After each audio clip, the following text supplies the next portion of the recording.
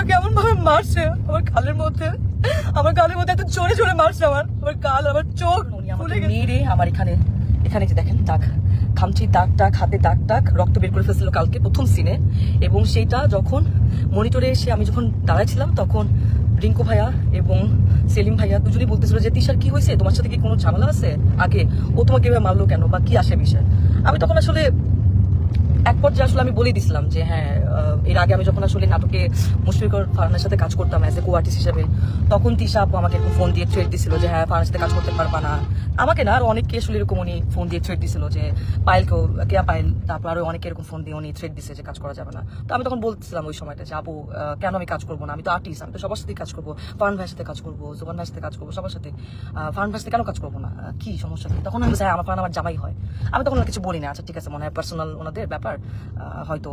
তারপরে এরপরে গিয়ে কিন্তু আমি ফারহানকে জানাইছি ফোন দিয়ে যে ফারহান তিশা আপু কিন্তু আমাকে ফোন দিয়ে এইসব কথাবার্তা বলছে, এইভাবে হলে তো কাজ করতে পারবো না। তো সেটাও তাও 1-2 বছর আগের কথা।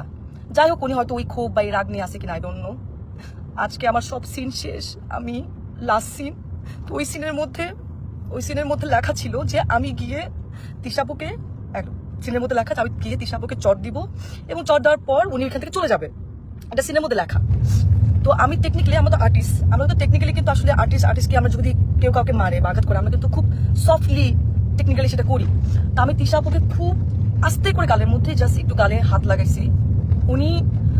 উনি চলে যাওয়ার কথা ছিল কিন্তু উনি চলে না গিয়ে উনি সিনের মধ্যে, ক্যামেরা ওপেনে সিন চলতেছে, মানিকগঞ্জে এখানে অনেক মানুষ ছিল, তারপর ডিওপি ভাই আরো সবাই ছিল, এডিটর সবাই ছিল, উনি ওইখানে আমাকে এমন ভাবে মারছে আমার গালের মধ্যে এত জোরে জোরে মারছে আমার গাল, আমার চোখ ফুলে গেছে। আর আমি আমি আমি মানে কথা বলতে পারতেছিলাম না, আর আমার এই জায়গাটা এত জোরে লাগছে, তো আমি নিতে পারি নাই।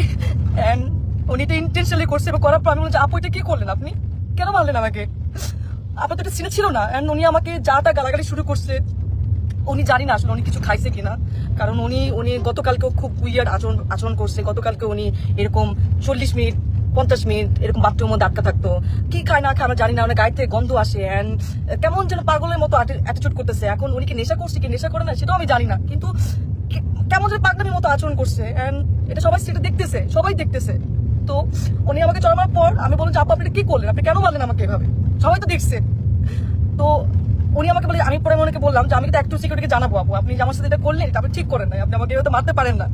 তো উনি আমাকে বলেছে ও আচ্ছা অ্যাক্টর সিকিউরিটিকে জানাবা, ও ভাইরাল হবা, একটু ভাইরাল হতে চাও। আমি ওনার কথা শুনে অবাক হলাম যে একজন সিনিয়র আর্টিস্ট কিভাবে এই কথাগুলো বলে। অ্যান্ড উনি এত বছর ধরে কাজ করছে ইন্ডাস্ট্রিতে, উনি আরো আমাকে গাইড করবে, উনি আমাকে আরো হেল্প করবে, কিন্তু উনি যদি উল্টা আমাকে এইভাবে নেগলেক্ট করে কথা বলেন তাহলে আমি আর্টিস্ট হই, আমি কিভাবে ওনার সাথে কাজ করবো, কিভাবে করবো বলেন। এন্ড ওইখানে সবাই আমাকে মারাইতে আসছে, সবাই দেখতেছে যে উনি আমার সাথে কারো ব্যবহার করতেছে, আপনারা আমাকে কি মানাবেন। তো আর্টিস্ট হয়তো আর্টিস্টের কাছ থেকে এটা তো আমরা একসেপ্ট করতে পারি না। আমাকে এমন ভাবে মারছে, আমার এক পাশে কার তুলো কোথায় পড়ে গেছে, আমার কোনো কিছু খেয়াল নাই। তো আমি এখন ঢাকায় চলে আসতেছি, আমি অ্যাক্টর সিকিউরিটিকে জানাবো যে একজন সিনিয়র আর্টিস্ট হয়ে এইভাবে যদি আর্টিস্টকে স্ক্রিনের মধ্যে শুটে যদি এভাবে মারে এবং যাচ্ছে ভাবে খারাপ ব্যবহার করে, তাহলে তো সেটা মেনে নেওয়া যায় না, এইভাবে তো কাজ করা যায় না। আমি তো এর আগেও মেহজাবিন আপুর সাথে কাজ করছি, কাজের দিন রাত্রি, সেখানে বিকি ভাইয়ের কাজ করছি। কই মেহজাবিন আপু তো আমাকে এত সুন্দর করে কিভাবে কাজ করতে হবে আমাকে সাজেশন দিছে, আমাকে এত সুন্দর করে ট্রিট করছে। তোমার কাছ থেকে আমি শিখছি, আমি তো ভাবছি আমি তিশা আপুর কাছ থেকে শিখবো, কিন্তু তিশা আপু আজকে যেটা করলো এটা তো আমার সাথে অন্যায় হয়েছে, এটা তো ঠিক হলো না, এটা তো একদমই ঠিক হলো। আমি তো কাজ করতে গেছি, আমি তো আসলে এটা তো আমি আশা করি নাই। তো যাই হোক, এখন সেলিম ভাইয়া ওনারা সবাই এখানে ছিলেন, সেলিম ভাইয়া ওনারা সবাই দেখছে, এখন ওনারা জানে ওনারা কি ডিসিশন নিবে। কিন্তু আমি ঢাকায় যাচ্ছি, আমি অ্যাক্টর সিকিউরিটিকে জানাবো যে ওনারা আসলে কি ব্যবস্থা নিবে। এবং আজকে যদি এরকম একজন আর্টিস্টের সাথে কাজ করে, মানে আমার যদি অবস্থা হয়, তাহলে যারা কাজ করছে প্রিভিয়াস বা তারাই বা কি ফেস করছে। তো আমি তো সবসময় আশা করি যে আমি যারা সিনিয়র, যারা মেহজাবিন আপু বা যাদের সাথে কাজ করবো, কখনো সামনে যখন কাজ করব তাদের কাছ থেকে আমি শিখবো। কিন্তু তানজিন তিশা আজকে উনি যেটা করলো আমার সাথে, আমি এত নাইসলি ওনাকে গিফট দেওয়ার চেষ্টা করলাম, সেটা তো নিল না, উল্টা আমাকে মারলো শুটিং সেটে। এটা কি ঠিক করলো?